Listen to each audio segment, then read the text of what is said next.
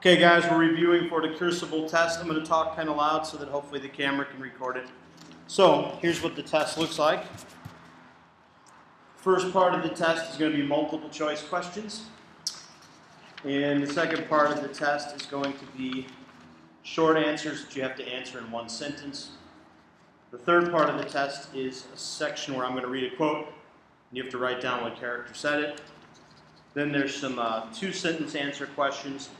And then at the end of the test, I'm going to give you 4 essays, and you guys pick 2.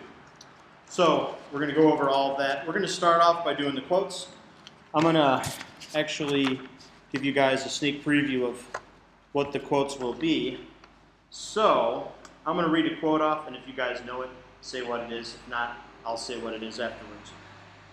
So, in no particular order, what character said, and by the way, we're going to use Proctor twice. Every other character is going to be once.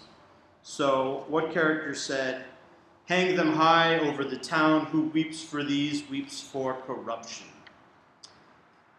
That would be the stern, serious, inflexible Deputy Governor Danforth. Okay? Which character said, "I do not judge you. The magistrate sits in your heart that judges you. I never thought you but a good man, John, only somewhat bewildered." And that would be Elizabeth, because she refuses to judge him and forces him to judge himself. Who says, I cannot tell now, but I did. I heard the other girls screaming, and you, Your Honor, you seem to believe them. We're only sport in the beginning, sir, but then the whole world cried spirits. And I promise you, Mr. Danforth, I only saw them, but I did not.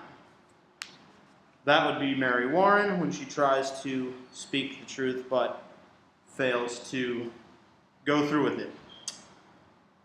Who says, "She thinks to dance with me on my wife's grave, and well she might, for I thought of her softly. God help me, I lusted, and there is a promise in such sweat." That would be Proctor, talking about his relationship with Abigail. Who says, "Now look, you child, your punishment will come in its time, but if you trafficked with spirits in the forest, I must know it now, for surely my enemies will, and they will ruin me with it." That would be Paris. Most of these quotes, all of them in fact, have some kind of hint in there, and in that one we have the mention of the enemies, which is indicative of Paris's obsession with paranoia and people in the town that he thinks are out to get him. Which character says, "Reverend Paris, I have laid 7 babies unbaptized in the earth." And that would be Mrs. Putnam, referring to her 7 children that did not survive. "It is my 3rd wife, sir. I had never had no wife to be so taken with books, and I thought to find the cause of it, but it were no which I blamed her for." That would be Giles, talking about the strange books that his wife apparently read, and the mistake he made in mentioning that, which ended up getting her arrested. A couple more here before we're done. Here's one. "You know, do you not, that I have no connection with the court? I come on my own goody Proctor. I would save your husband's life, for if he is taken, I count myself his murderer." That would be John Hale. And lastly, simply, "I will fall like an ocean on that court, fear nothing, Elizabeth." And that would be John Proctor, talking about how he's going to go try to save his wife at court. Do you guys have any questions on those? Okay, so I am going to just kind of go over some of the things that are explored in the multiple choice questions. So I'll work my way backwards, mix it up a little. So the first one is about Arthur Miller and who he was married to. Who was he married to? Do you remember? What famous actress? Marilyn Monroe. Yes, correct. I talked about the famous historical thing besides the actual witch trials themselves that inspired Miller to write the play, and that was the Red Scare. So if I ask you what inspired Miller to write the play, you should write down the Communist Red Scare. It's not enough that Proctor just simply confesses. What does Danforth want him to do at the end of the play? Sign the confession. He insists that Proctor sign the confession. Why do they not hang Elizabeth in the play?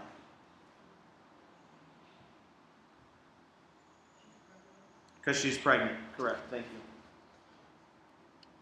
We already had a quote that talked about the next question, which is the fact that Giles Corey's wife apparently read strange books. What item was used in the play by Abigail to frame Elizabeth? Wasn't it that teddy bear? Right, it was a doll. Actually, I refer to it as a poppet because that's what they called it. So a poppet. But yes, you're right, buddy. You got the right idea. Of these three characters, which one is hanged in the end? Giles Corey, Elizabeth Proctor, or Rebecca Nurse? John Proctor gets hanged. Elizabeth doesn't. She lives. So the answer to that question would be Rebecca Nurse. Giles Corey, they kill him, but they pressed him with weights. They tortured him to death.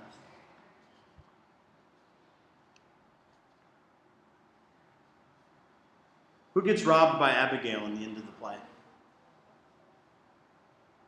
Paris, her uncle. Oh, yeah.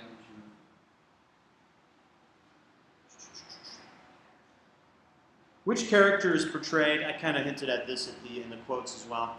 Which character is portrayed as the most unsympathetic and inflexible guy? Really hardcore, just you're with me or you're against me. Danforth, the deputy governor. Proctor gets so angry in the play in the court of law that he actually screams, "God is dead." That's one of the questions. Speaking of Proctor, well, I'm going to just give you this answer. He's the character who gets most publicly humiliated. You may not remember this detail, so this is a good one. Who does Giles Corey try to strangle in the courtroom? Putnam.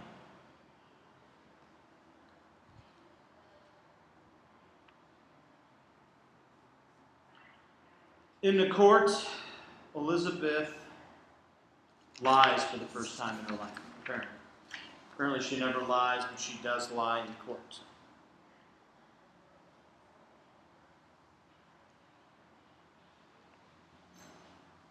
You guys got all that so far?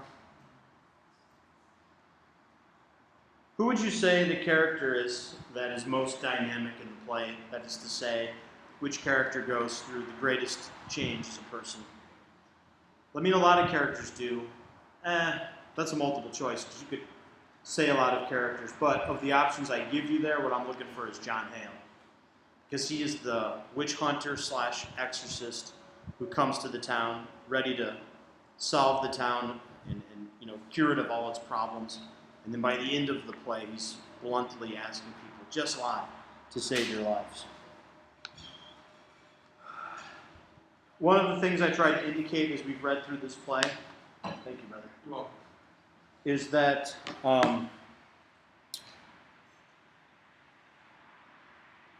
one of the great tensions that the play explores is the tension between private life and public life.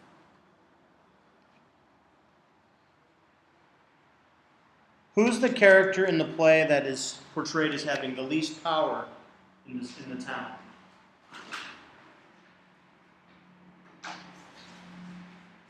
That would be Tituba, the slave. She's the one they blame at first. And under extreme duress of being whipped and threatened to be hanged, she confesses falsely to being a witch. The two families that really clash in this play are the Nurse family and the Putnam family. The Putnams, Mrs. Putnam ends up getting Rebecca Nurse arrested for the supernatural and marvelous murder of her children. She dies. Which is another question that Ann Putnam had 7 stillborns. Rebecca Nurse had many healthy children and grandchildren. When the play opens, we see a character praying over another character. It was Paris praying over his daughter Betty.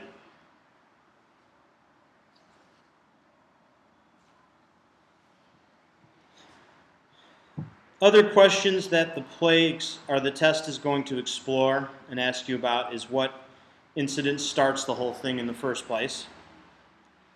What girl is in a catatonic trance or state when the play begins? What commandment Proctor cannot recite? Do you need any of those to be answered? So the commandment that Proctor cannot recite is the adultery commandment.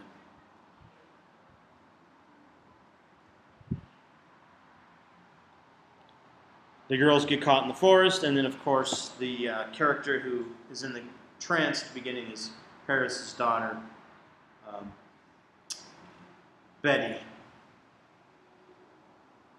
We already talked about why Ruth accuses Rebecca Nurse of being a witch. Ruth is the daughter of Ann Putnam, Mrs. Putnam, so it's because of the jealousy for Rebecca Nurse having all the children. Abigail's motivation is that she wants to get Proctor. That's why she accuses Elizabeth. And that's how we already talked about how she framed her with the doll. Talked about how Tituba's driven to confess. Talked about Elizabeth's hanging getting postponed. How do the girls destroy Mary Warren's testimony when she tries to stand up to the girls and tell the truth? They what? Right. They start yelling, mocking her, accusing her of sending her spirit out in the form of a yellow bird. We already talked about Elizabeth lying. Now, the next part is a series of questions that are going to be more opinion. So I'll just kind of tell you what those topics are so that you can kind of prepare for that part. So the first one, you have to write a 2-sentence answer on each of these. The first one is about Reverend Hale and his evolution as a man and how he goes from being someone that really believes in all of this to by the end he's trying to get people to lie. The next one is about how Proctor asks Elizabeth for advice and she refuses to give it to him and she makes him make his own choice. So you have to talk about why you think she does that. You have to talk about how Proctor will not sign the confession.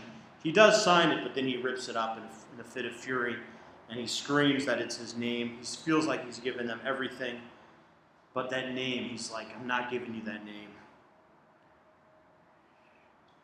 Next. With Elizabeth and Proctor, she makes it. Yeah, the question about Elizabeth and Proctor is that he asks her straight up, should I confess? Should I lie? And save my life, and then I get to be with you and the kids? Or should I tell the truth and die for it? And he's like in a desperate state. He wants her to just tell him what to do. But she won't do it. She forces him to make his own decision. And you have to talk about why you think she does that. Another one is about Danforth's mentality and how he has this kind of you're with me or against me, black or white, strict vision of things. Another one you have to talk about and give examples of how Abigail is presented as the most evil force in the play. This one here is just an opinion question. Next one. Same with the other one. I won't even go over those.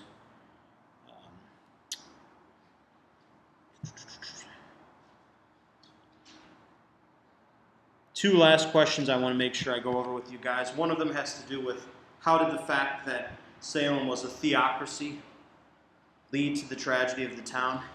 Well, theocracy, if you guys remember, is like a combination of church and state.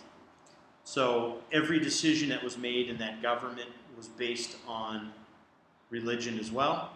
And then when you have people that are a little hyper-religious and kind of delusional, it ends up bringing about a bit of a problem. I mean, you have people getting questioned in court about what the Ten Commandments are, which is pretty much a violation now of our civil rights, because we have freedom of religion in this country. So you have to talk about what a theocracy is, which I just told you, and how that contributed to what went down in the town. You also have to talk about how Arthur Miller got his inspiration to write the play from Joseph McCarthy. So if you guys remember, Joseph McCarthy was the senator who was in charge of investigating people accused of communism during the Red Scare in 1950s America. And Arthur Miller actually got questioned by his committee, and he ultimately got the idea of connecting what was going on with the paranoia of the communist witch hunt during the Red Scare, and then connecting that to what went on in Salem in 1692. The last thing we're going to do today is I'm going to tell you guys the 4 essays, and when you take the test, you will pick 2 of these to write about, so you don't have to write about all 4, just pick 2. The first one talks about the connection between fear, ignorance, and prejudice.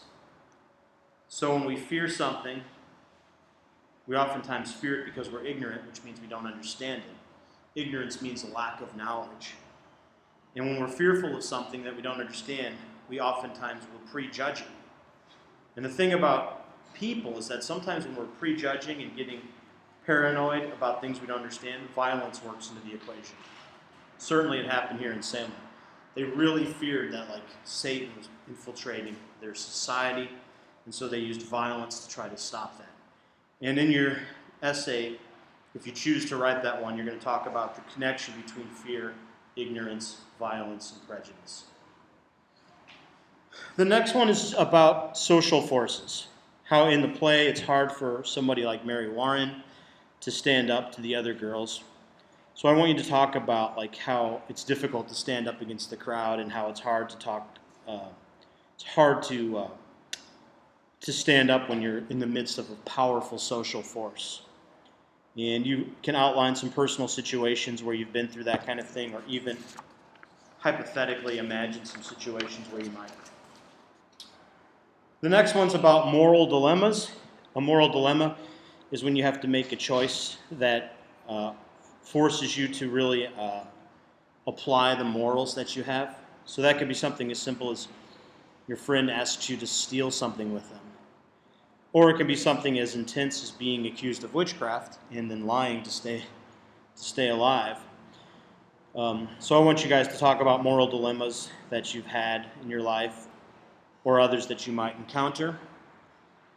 And the last one is all about the themes of the Crucible. What are the big themes, the main points about people, history, and so forth that are embedded in the action of the play. And that's pretty much it. That's the test in a nutshell. And I'm going to stop this recording now. Those of you at home that are watching this, email me if you got questions.